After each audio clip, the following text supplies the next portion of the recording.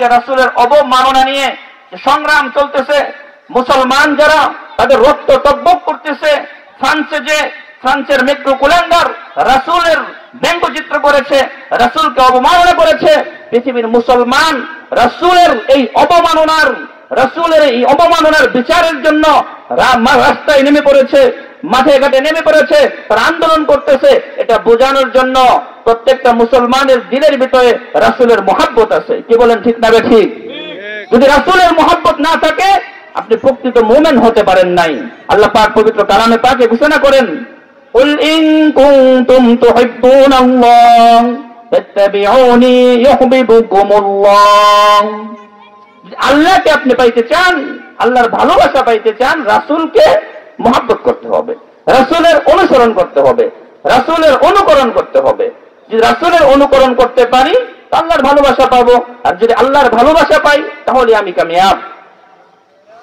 সাহাবায়ে কেরাম রাসূলকে কেমন মহব্বত করেছে, সাহাবায়ে কেরাম রাসূলকে কেমন ভালোবেসেছে। আমার আপনার রাসূল তো দুনিয়াতে রহমত স্বরূপ আসছেন। দুনিয়ার কোন মানুষের উপর জুলুম করার জন্য রাসূলের আগমন হয় নাই, কোন মাখলুকাতের উপর জুলুম করার জন্য রাসূলের আগমন হয় নাই।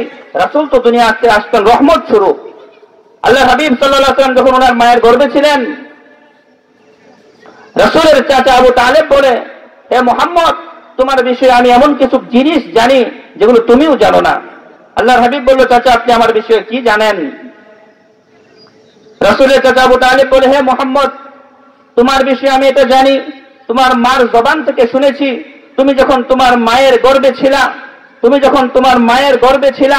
তোমার মা যখন ঘর থেকে বের হইতো, দরজা দিয়া যখন বাহিরে বের হইতো, দিনের বেলায় সূর্যের আলো যখন থাকতো, সূর্যের যে গরম উত্তপ্ত তাপ মানুষের শরীরে লাগতো, তোমার মা যখন তোমাকে গর্ভে নিয়ে ঘর থেকে বের হইতো, আমি চাই দেখতাম আসমানের ছায়া তোমার মায়ের উপরে সাথে সাথে চলে আসতো, সুবহানাল্লাহ, যাতে ওই তাপ তোমার মায়ের শরীরে না লাগে, তোমার যাতে কষ্ট না হয়।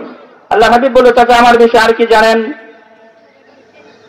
রাসূলের চাচা বলে, তোমার বিষয়ে জানি, তোমার মার জবান থেকে বলতে শুনেছি, তোমার মা বলেছে তুমি যখন তোমার মায়ের গর্ভে ছিলা, তোমার মা যখন ঘর থেকে বের হইতো, তো যেই যে মক্কার যে মাটি, যে পাথর দিনের বেলা অত্যন্ত গরম হয়ে যেত, অত্যন্ত গরম, পা রাখা যেত না, শক্ত পাথর, তোমার মা যখন তোমাকে গর্ভে নিয়ে ঘর থেকে বের হইতো, তো এই পাথরগুলো, এই শক্ত পাথরগুলো মনের মতো নরম বিছানা হয়ে যেত, সুবহানাল্লাহ।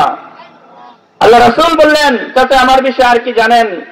রাসূলের চাচা আবু তালেব বলে, তোমার বিষয়ে আরো জানি, তোমার মা বলেছে তোমার মা যখন তোমাকে গর্ভে নিয়ে কূপের কাছে যাইতো, কুয়ার কাছে যাইতো নিচে থেকে পানি উঠানোর জন্য, তো পানি উঠাইতে বালতি নিচে ফেলতে হইতো না, কূপের পানি নিচ থেকে তোমার মার যাতে কষ্ট না হয় উপরে চলে আসতো, সুবহানাল্লাহ। আল্লাহ রাসূল বললেন, চাচা আমার বিষয়ে আর কি জানেন? আবু তালেব বলে, তোমার মা বলেছে তোমার মা যখন তোমাকে গর্ভে ধারণ করেছে, মানুষ যখন সন্তানকে গর্ভে ধারণ করে, সন্তানের গর্ভে থাকার কারণে মার কষ্ট হয়, তোমার মার কোনো কষ্ট হয় নাই, সুবহানাল্লাহ। ওয়ামা আরসালনাকা ইল্লা রাহমাতাল লিল আলামিন, শুধু জুদস রাহমাতাল লিল আলামিন, মসজিদে উশুদ हमारू ये जमीन रहमत के लिए भेजा है अल्लाह ने तुमको ऐ रहमत आलम नजरे रहम इधर भी। আল্লাহ রাসূলকে আল্লাহ তাআলা দুনিয়াতে রহমত স্বরূপ পাঠাইছেন, কাউকে কষ্ট দেওয়ার জন্য নয়, কাউকে কষ্ট দেওয়ার জন্য নয়।